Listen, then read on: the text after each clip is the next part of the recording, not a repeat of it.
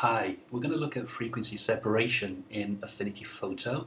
It's not going to be a very long, in-depth tutorial, and I'm not going to spend too much time editing this photograph. It's just for reference only, really. Right, to kick off, we're just going to duplicate this background. I'm going to keep my original background for reference. Now, to duplicate, we just highlight the background and press Command and J. And I'm going to switch off my original background, which we'll come back to later. We've now got our duplicate background highlighted, and we're going to click on Filters, Frequency Separation. We're now presented with the frequency separation plugin within Affinity Photo. Now, frequency separation is a method of separating detail and texture into one layer and color and tonality into another. And we can see here in this split screen, we've got a blurry kind of image on the right, which is our low frequency layer, where we're looking at the color and tonality. And we've got this grayed out area on the left, which represents our high frequency layer and our detail and texture. Now we can move this slider to the left and right, wherever you see fit. Normally working on portraits, I like to place it in the middle of the face, so I've got a good reference of the image I'm working on. Right, we can see straight away we've got some texture and detail in the high frequency layer on the left, and we've got some good colour and contrast changes in the tonality on the right. It's not quite where I want to be. I need to make some adjustments, and to do this we use the radius slider on the frequency separation toolbar. Now if I take the slider to the left, you can see the effect it has on the image. It effectively increases the texture and detail in the low frequency layer on the right and decreases the texture and detail in the high frequency layer on the left. And as I said earlier, what we want is we want the detail and texture in the high frequency layer and the colour and tonality in the low frequency layer on the right. So we're nowhere near where we need to be. And conversely, if I take the slider all the way to the right, you can see we've decreased the contrast in the colour and tonality on the right in the low frequency layer, and we've increased the detail in the high frequency layer on the left, and we've also introduced some colour, which again is not really where we want to be. We want to have a good balance between the two. If I take the slider to about 10, we can see we've got a good amount of detail in the high frequency layer on the left, which is more than enough to work on. We can make out the little blemishes and divots on Lara's face, and we've basically taken away a lot of the contrast and detail in the low frequency layer on the right, which again is where we want to be. I can still make out the eyelashes here on Lara's face, and I can even make out the eyebrows. So I might slightly bump it more to the right, more towards 12, 12 and a half, and I think that's a good starting point to be. And then again, I'm sorry about being vague. It is very much dependent on the image you're working on. Right, on the slider we can see here we've got a feature protection tolerance, which has a checkbox. Now turning on the frequency protection tolerance, we can see it brings back a lot of the detail in the eye and the lips. Now this is a feature I don't use too often, but you might find it useful depending on the image you're working on. So I'm just going to turn that off. Before I do, I'm just going to explain that the amount of tolerance again can be adjusted using the slider beneath. But like I said, it's a feature I don't use. So let's crack on and let's just click Apply. And we can see the plugin has split the layers into high and low frequency on our layers palette. Right, we're going to kick off using the high frequency layer. Like I said earlier, the high frequency layer is used for editing texture and detail. And we can see straight away on this image that there's a little area of acne just beneath Lara's left eye. We're just going to zoom in on that so you can have a better look. Now to correct this, we're going to use the stamp tool, which I have already selected. The shortcut on your keyboard is S, or you can just click the stamp tool on the toolbar on the left. Okay, the beauty of frequency separation, like I said, is I can now edit texture and detail without affecting the colour. We're just going to option click in an area of good skin on Lara's face and make sure our hardness of brush is as soft as we can make it. Again, this is down to personal taste, but it's the way I like to work. And we're just going to paint out that blemish, and you can see we haven't affected the colour of that area, we've just affected the texture. Now to give you a better example of this pimple here is in a light area of skin. I'm going to select a dark area of skin but with similar texture, and I'm just going to paint that blemish out. You can see all I've done is I've copied the texture and I haven't copied this darker area of skin. Again, there's a pimple here. I'm just going to select this little area of skin beneath the pimple and I'm going to paint that out using the stamp tool. A similar area here and again here, and you can see this pimple is a good example. It's right on the edge of this dark area of contrast and this light area of contrast. I'm going to select this dark area here and I'm just going to paint out that texture, and again you can see it hasn't affected colour. Again here, slight blemish there, a little bit of mascara just beneath Laura's eye. Again we can copy that out, and you can see here we've copied a light area of skin into a dark area of skin, and we haven't actually affected the colour, we've just affected the texture. Another little bit of mascara here. Grabbing our hand tool to remove our image. The hand tool is basically pressing the space bar. It just allows you to drag the image around as you zoomed in. And we can just option click above this slight divot in Laura's skin. And again, we're just going to paint that out. Paint out that little mole there. And we can see on the bridge of Laura's nose, we've got a slight blemish going across. And I think this is caused by makeup, if I'm not mistaken. And again, I'm just going to copy a good area of skin and paint that out. Right, if I zoom out slightly, I'll just see if there are any other quick corrections I can make.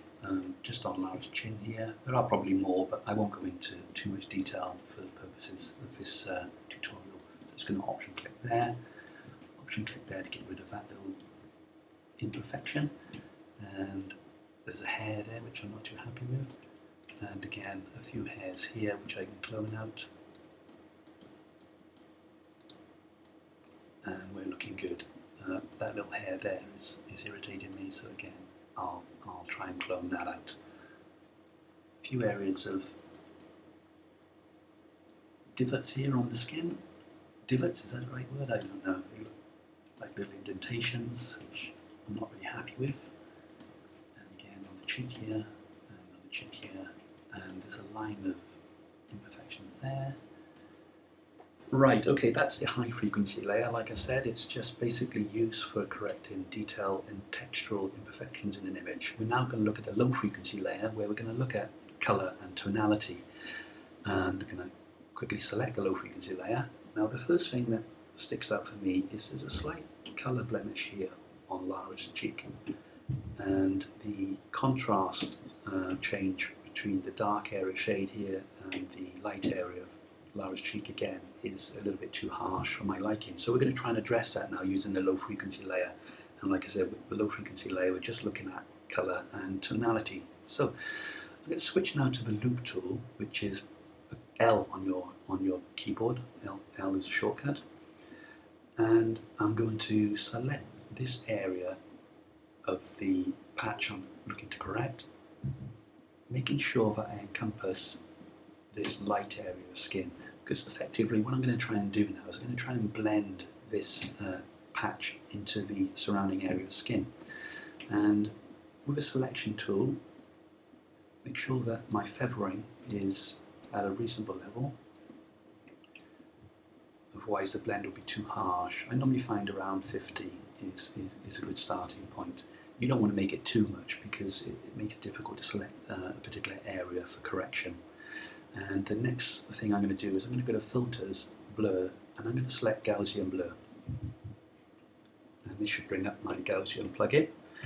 And I'm going to move this slider now to the right, and we should slowly see that colour blend into the surrounding area of skin. Now if I take it too much to the right, you can see it gets too dark because it's taken a lot of detail from this right area and the left area.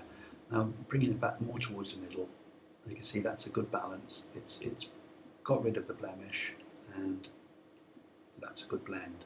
Now you don't have to be too concerned at this stage because this isn't the end of the edit. We can do multiple edits as I'm going to show you now. Right, once we're happy, we're going to just click Apply, and then we're going to press Command and D to get rid of our selection. And now if we go up to the Filters menu, I'm just going to click on the Filters menu, and you can see just beneath Filters at the top it says Repeat Gaussian Blur, and it says Command and F. And what this basically means is that particular edit has been saved within Affinity Photo. And like I said, I'm going to take multiple attempts to get rid of this blemish. I can still make it out. So using my loop tool, again L on the keyboard, I'm going to reselect that area, the whole patch this time, perhaps not that much. And I'm going to press Command and F to repeat the edit I did earlier. And again, I'm just going to select the top of the blemish towards the left, and Command and F again, maybe two attempts, and we can see that the blemish has more or less disappeared. Okay, just to see where we're at the moment, I'm going to make sure I've selected both the high frequency and low frequency layer. I'm going to turn on my background layer and switch off the high frequency and low frequency layers, and we can see the correction we've made, and I'm sure you'll agree it's already looking a far better image. And I hope at this stage you can see the advantage of frequency separation as opposed to just using the clone tool or the healing tool. It's a lot easier. Right, okay, returning to the edit, I can see underneath Lara's eye we've got this harsh shadow, and again this is where low frequency separation comes into play. I'm just going to use the loop tool again, L on your shortcut, and I'm just going to select the area of light skin and a small portion of that shadow, ensuring I've got a larger ratio of light skin as opposed to dark. And again, because my last edit on the filters menu was Gaussian blur, I'm just going to click Command and F, and you can see that's softened that shadow. Now with Command and D to get rid of the selection. Again, I'm going to select maybe a large area this time, and 50% of the shadow, and I'm going to press Command and F, and if I Command and D, and we switch off our layers and go back to our reference, we can see that that shadow is definitely softened. It's just a quick trick I use when I'm touching up portraits. It's not as perfect as I want, but it's good enough for this tutorial. And again, zooming out of the image just to have a quick check.